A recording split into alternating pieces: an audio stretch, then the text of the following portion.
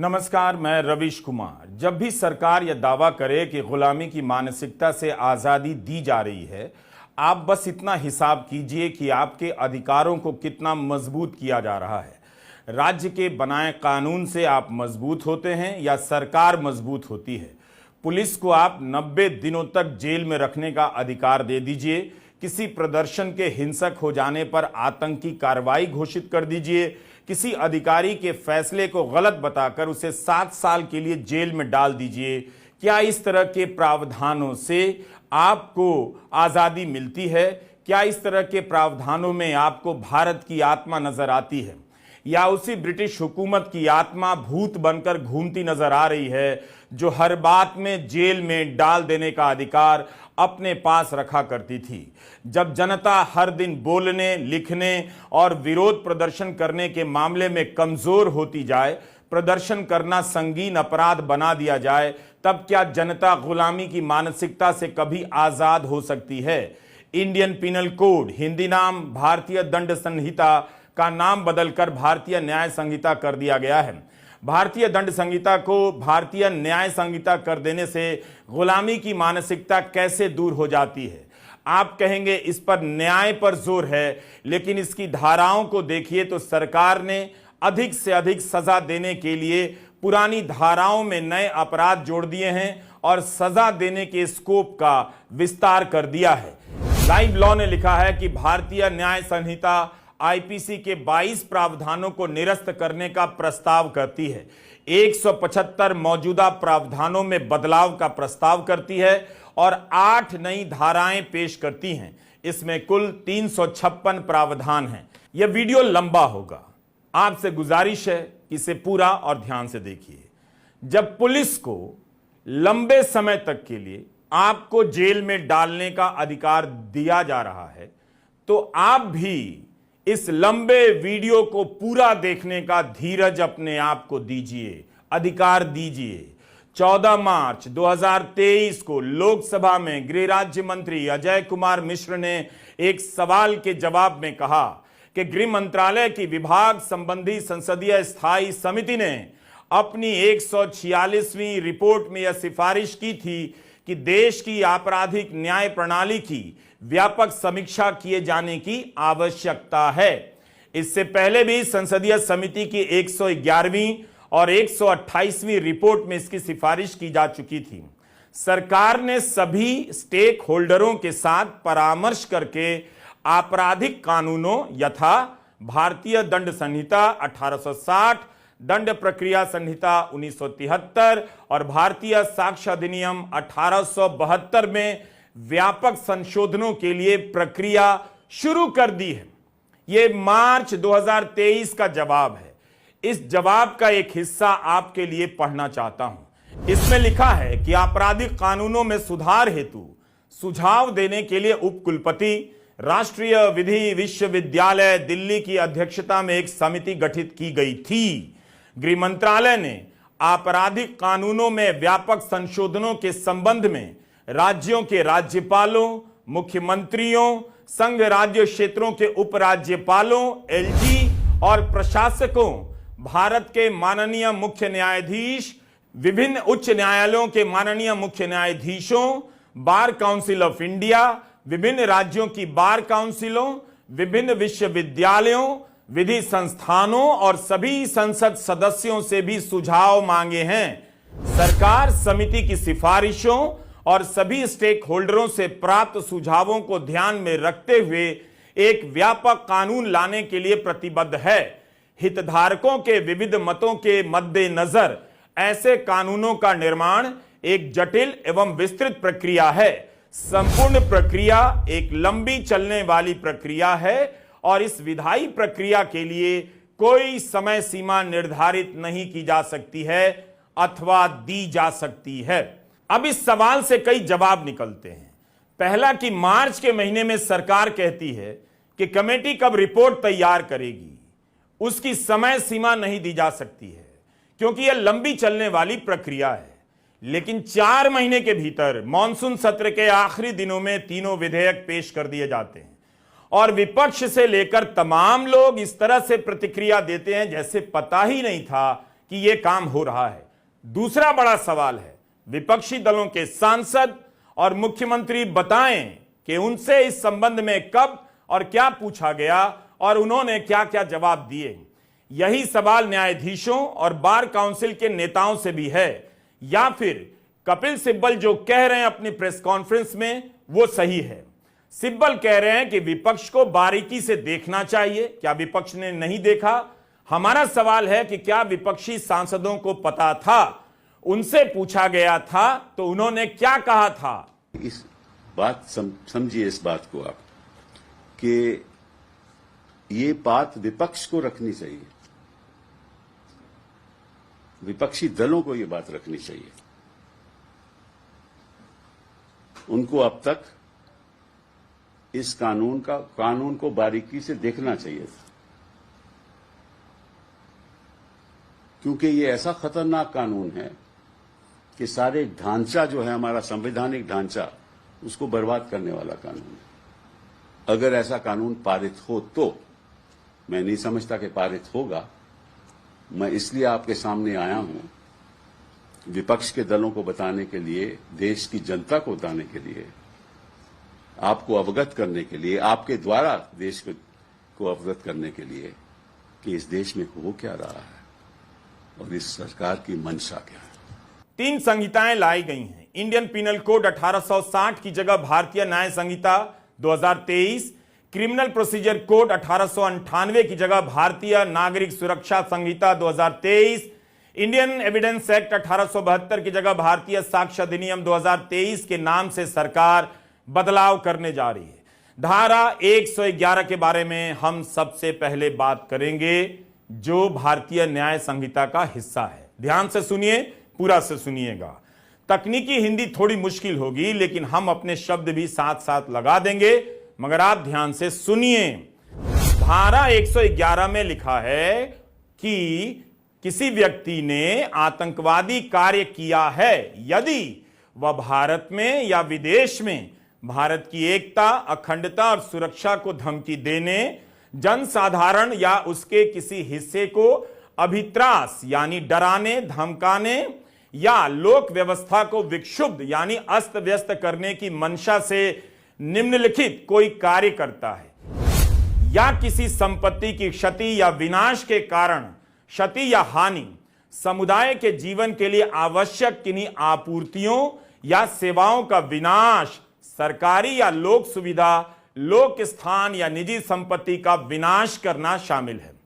अब यह सब आतंकवादी गतिविधियां मानी जाएंगी। तो अब विदेश में कोई प्रोफेसर, लेखक या नेता सरकार की आलोचना करके आएगा तो क्या उसे भी एकता, अखंडता की धमकी की तरह माना जाएगा, या फिर इस प्रावधान से सरकार खालिस्तानी संगठनों को निशाना बना रही है जो कनाडा में और अमेरिका में भारतीय दूतावासों पर हमले कर रहे थे?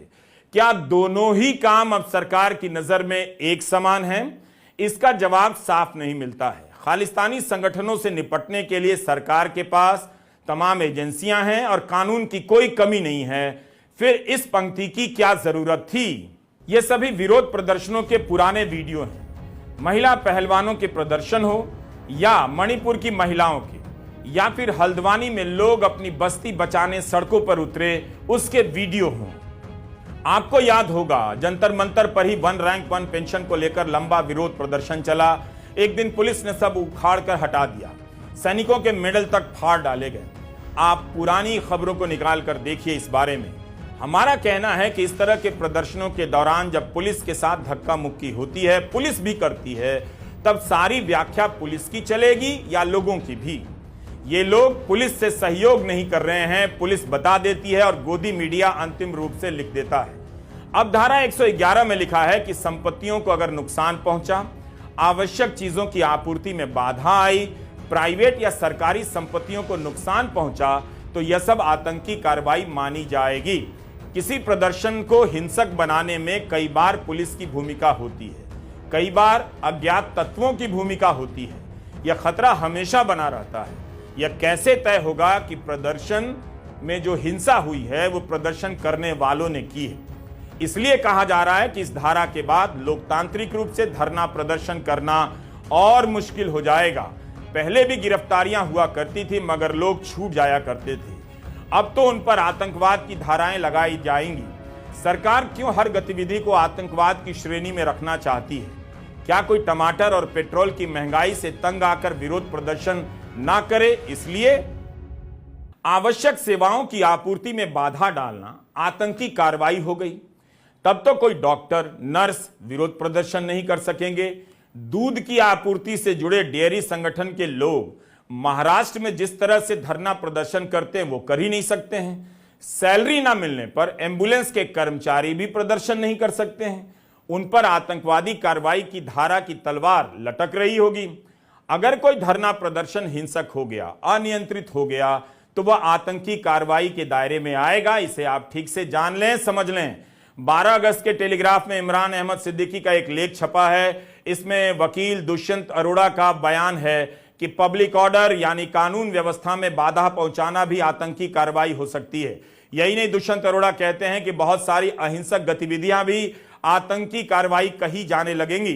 रेलवे लाइन और हाईवे क्रिटिकल इंफ्रास्ट्रक्चर माने जाते हैं। अगर किसान हाईवे पर प्रदर्शन करते हैं तो उन्हें आतंकी कहा जा सकता है और आतंकवादी गतिविधियों के प्रावधान के तहत सजा दी जा सकती है। अगर यह कानून बन गया तो 1 साल तक शांतिपूर्ण प्रदर्शन करने वाले किसान भी इस देश में प्रदर्शन नहीं कर पाएंगे। कहीं ऐसा तो नहीं कि इस तरह के आंदोलनों की संभावना को खत्म कर दिया जा रहा है। तब गोदी मीडिया ने किसानों को आतंकवादी कह दिया था, अब तो आधिकारिक रूप से वह इन किसानों को आतंकवादी कहने लग जाएगा। धरना प्रदर्शन पहले से ही जोखिम भरा होता जा रहा है। कई राज्यों में इन प्रदर्शनों के दौरान हिंसा होने और सरकारी संपत्ति का नुकसान होने पर जेल से लेकर भारी जुर्माना वसूलने के कठोर कानून बन चुके हैं। इन कानूनों का पालन कैसे होता है, कैसे एक ही समुदाय को निशाना बनाया जाता है? अगर उन उदाहरणों को आप देखेंगे तो पता चलेगा कि इन कानूनों के जरिए, इन धाराओं के जरिए किसकी आवाज बंद की जा सकती है। आपको बहुत सारी पुरानी खबरें मिल जाएंगी और अदालतों की फटकारें भी मिल जाएंगी। मणिपुर के लोग जिस तरह से प्रदर्शन कर रहे हैं, हथियार लूट रहे हैं, हथियार लेकर आमने सामने हैं। सरकार बता दे कि उनकी नजर में क्या ये लोग आतंकवादी हैं? क्या इन सभी पर वह आतंकी कार्रवाई की धारा 111 लगा देगी? हरियाणा से लेकर हरिद्वार तक में जिस तरह से एक धर्म विशेष से जुड़ी पंचायतों में नरसंहार से लेकर हिंसक धमकियां दी जाती रही हैं, क्या अब वो आतंकी कार्रवाई मानी जाएंगी? सुप्रीम कोर्ट की लगातार फटकार के बाद भी इनके खिलाफ ठोस कार्रवाई नहीं की गई। एक बार भी सरकार कार्रवाई कर देती तो उसके इरादे पर शक कम होता, जबकि अभी ही कार्रवाई करने के पर्याप्त कानून उसके पास है। सुप्रीम कोर्ट का आदेश है कि हेट स्पीच, नफरती भाषणों पर स्वतः संज्ञान लेकर कार्रवाई कीजिए, मगर इन संगठनों का हौसला पस्त नहीं हो रहा है, बढ़ता ही जा रहा है। टेलीग्राफ में यह खबर छपी है और पोस्टर भी। मैं जाट से पहले हिंदू हूं, कट्टर हिंदू हूं, हिंदू राष्ट्र हमारा लक्ष्य है। अब हमारा सवाल है, भारत को हिंदू राष्ट्र बनाने की बात करना, इसके मौजूदा स्वरूप को बदलना है तो क्या धारा 111 इन पर भी लागू होगी? क्या अमित शाह हिंदू राष्ट्र बनाने की मांग को भारत की सुरक्षा को चुनौती मानते हैं? हरियाणा में जाट समुदाय ने सभाएं कर सांप्रदायिकता की निंदा की, बजरंग दल और वीएचपी की निंदा की, तो 13 अगस्त को पलवल में महापंचायत होती है और उसमें यह बैनर लगता है कि मैं जाट से पहले कट्टर हिंदू हूं, हिंदू राष्ट्र हमारा लक्ष्य है।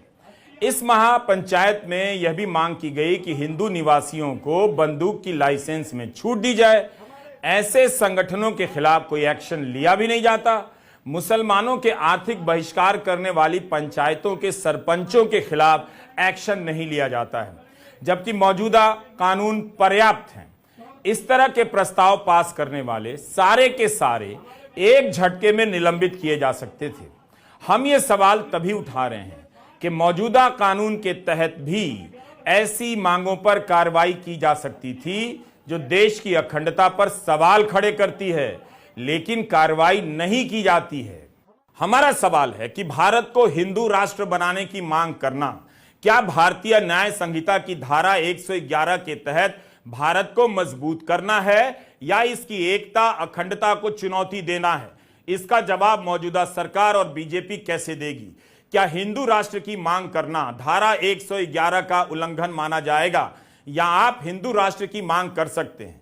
मगर अन्य दूसरे धर्मों के नाम पर राष्ट्र बनाने की मांग नहीं कर सकते।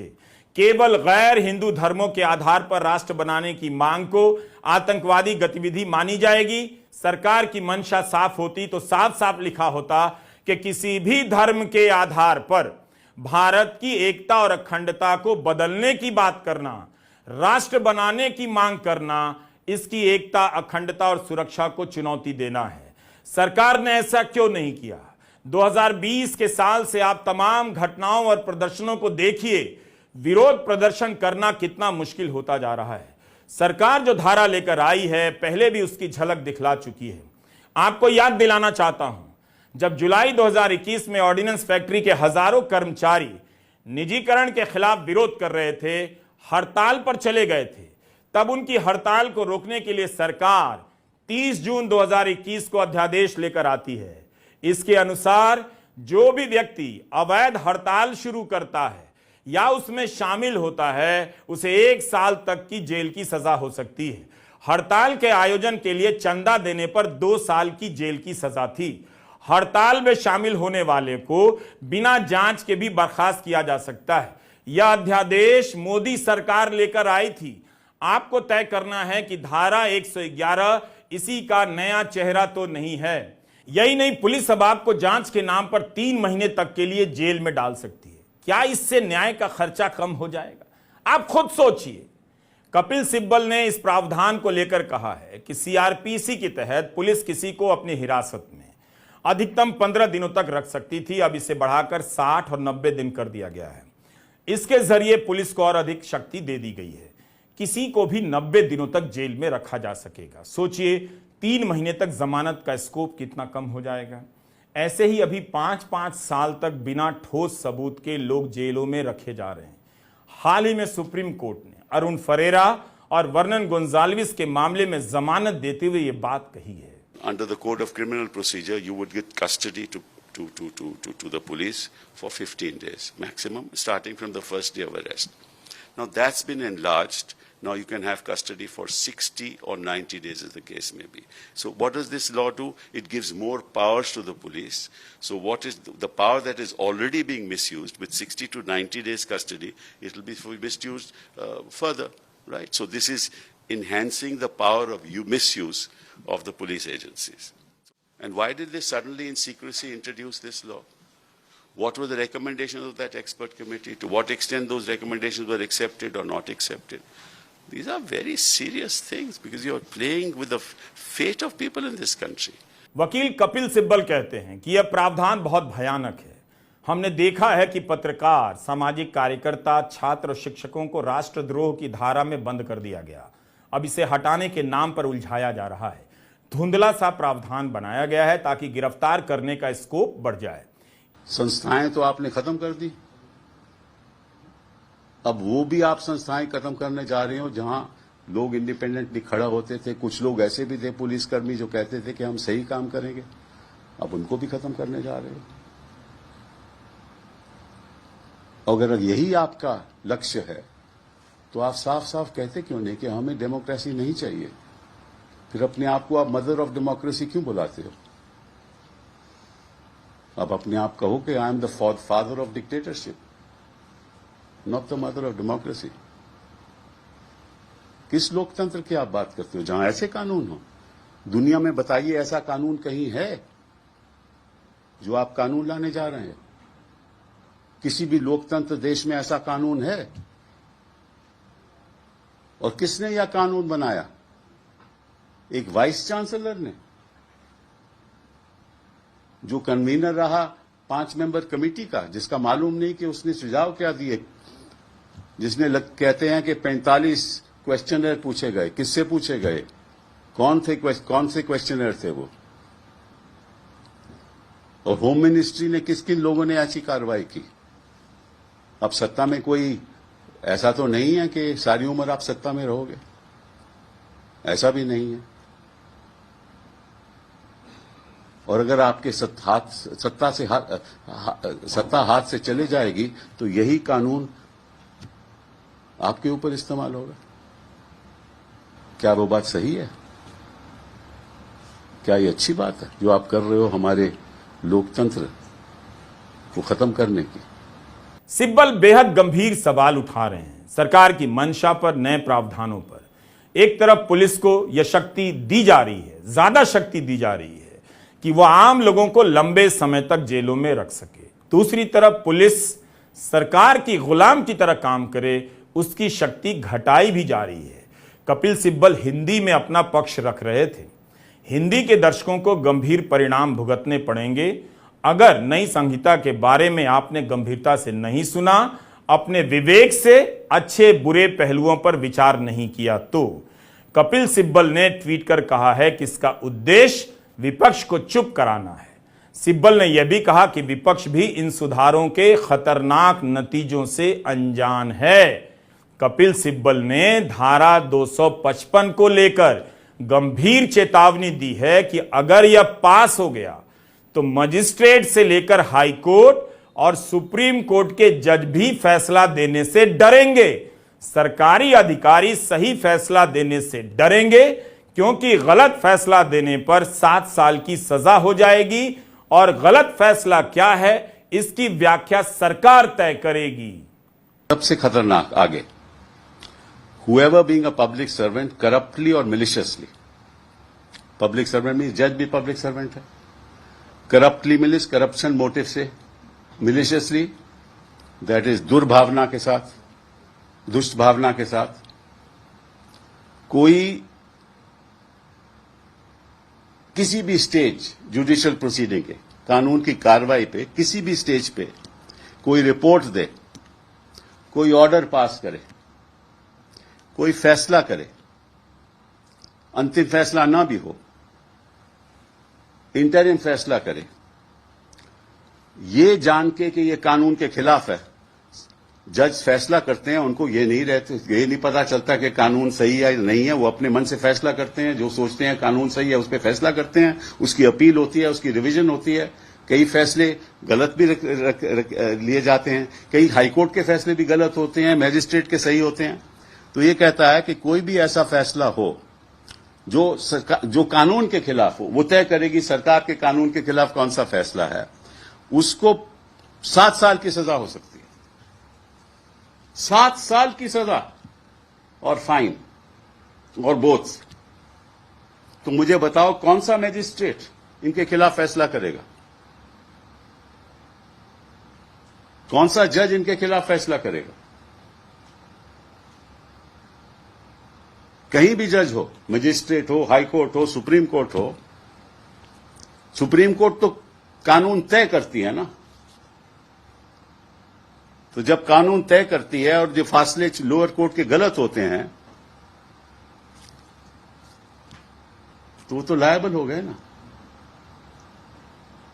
मैं जानना चाहता हूं किस मंशा के साथ आप ये कानून लाए हो। गृह मंत्री जी,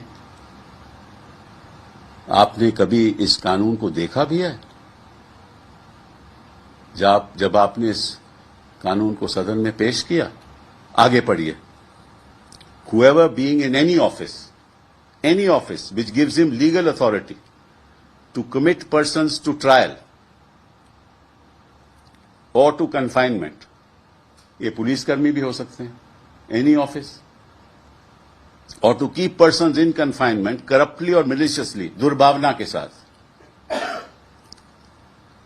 commits any person for trial or to confinement, मतलब किसी को आप जेल में डाल दो दुर्भावना के साथ। अब कौन तय करेगा दुर्भावना के साथ आपने जेल में कर डाला?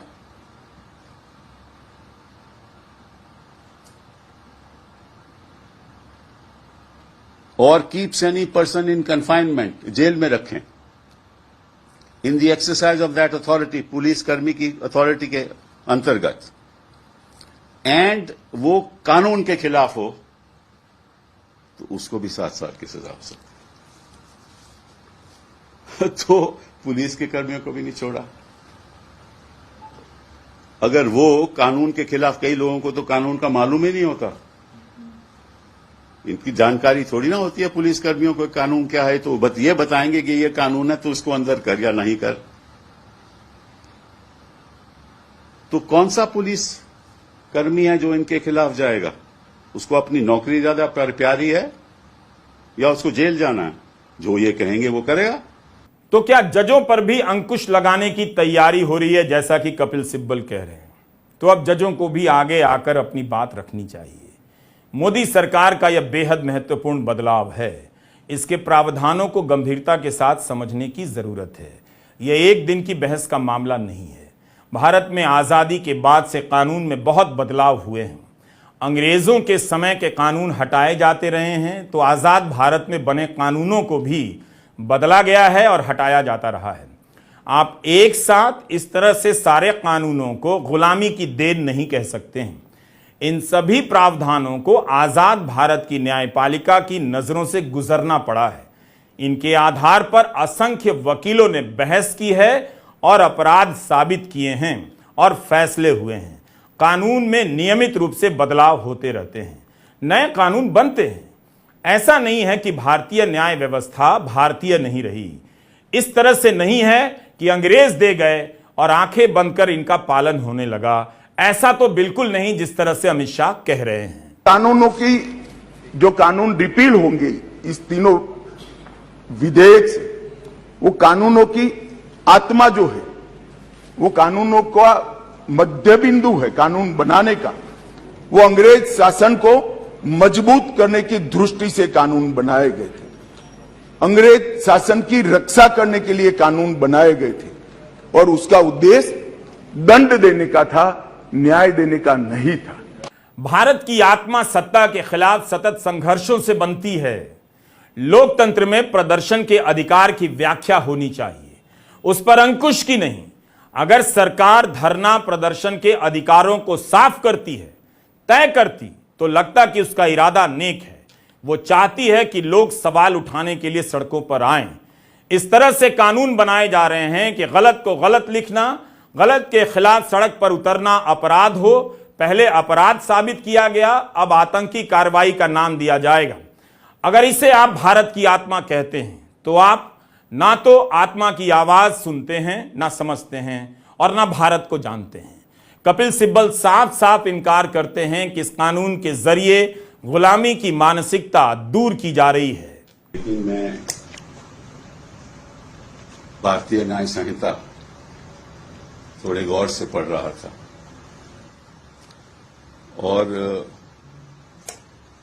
अभी मैं कुछ बातें आपको बताऊंगा, जिससे साफ जाहिर होगा कि जो ये बात करते हैं ना कि हम कॉलोनियल माइंडसेट, कॉलोनियल ईरा जो कानून है उनको खत्म करना चाहते हैं, तो मेरा मानना ये है, जब मैं आपको ये बातें बताऊंगा, कि इनकी सोच ये है कि कानून द्वारा इस देश में डिक्टेटरशिप लाई जाए। ऐसे कानून बनाए जाएं जिसमें जज के खिलाफ भी कार्रवाई हो सकती है, किसी अधिकारी के खिलाफ भी कार्रवाई हो सकती है, किसी बैंक के अधिकारी जिसको हम पब्लिक सर्वेंट कहते हैं उसके खिलाफ भी कार्रवाई हो सकती है, सीएजी और कोई भी अधिकारी जो सरकार में काम करता है उसके खिलाफ भी कार्रवाई हो सकती है, मैजिस्ट्रेट के खिलाफ भी हो सकती है, हाई कोर्ट जज के खिलाफ भी हो सकती है, सुप्रीम कोर्ट जज के खिलाफ भी हो सकती है। और मैं आज आग्रह करना चाहता हूं न्यायाधीशों को कि आप चौकन्ने रहिए। ऐसा कानून अगर पारित हो गया तो इस देश का भविष्य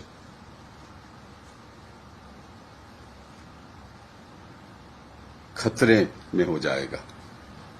और मैं समझता हूं कि जो बिल ऐसे राज्यसभा में रखा गया बिना सोचे बिना समझे, वो बिल इतना खतरनाक है कि इस देश की जो सभी संस्थाएं हैं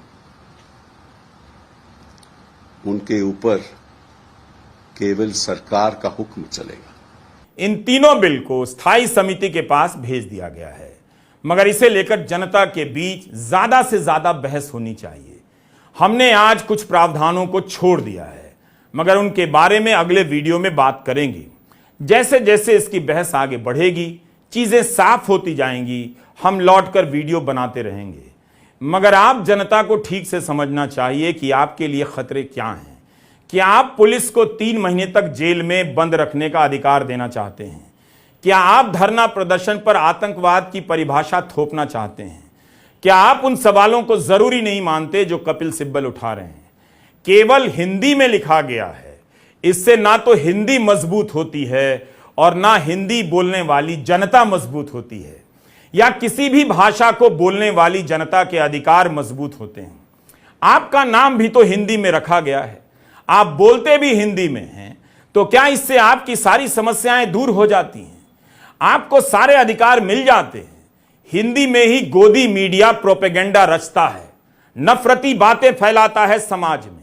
हिंदी में ही गोदी मीडिया किसानों को आतंकवादी कहता है।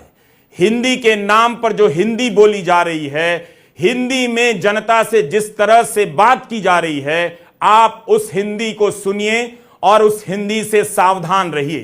केवल हिंदी हिंदी मत कीजिए। हिंदी में सवाल पूछने वाले पत्रकार संस्थानों से बेदखल किए जा रहे हैं, उस हिंदी को भी देखिए। हिंदी में सत्ता की गुलामी करने वाले पत्रकार डिनर टेबल पर बिठाए जा रहे हैं, आप उस हिंदी को देखिए। हिंदी का स्वाभिमान साइन बोर्ड पर लिखने से नहीं आएगा, आपके अपने अधिकार बोध और जानने, बोलने और पूछने की आजादी से आएगा। नमस्कार, मैं रवीश कुमार।